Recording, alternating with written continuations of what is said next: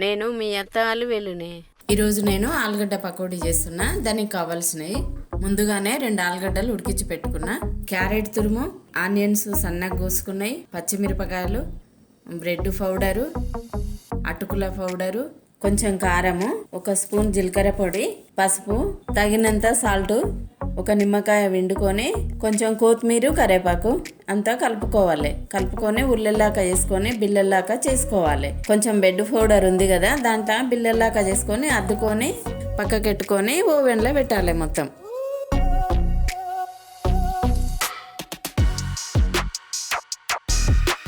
అన్ని ఓవెన్లో ఇట్లా దూరం కొంచెం అంటుకోకుండా పెట్టుకోవాలి. మొత్తము వీటి మీద కొంచెం నెయ్యి వేసుకుందాము. అన్నిటి మీద ఓవెన్లో ఒక 25 నిమిషాలు పెట్టుకుందాము.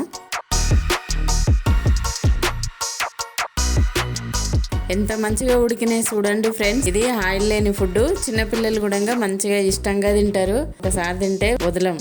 నచ్చితే ట్రై చేయండి ఫ్రెండ్స్ మీరు కూడా.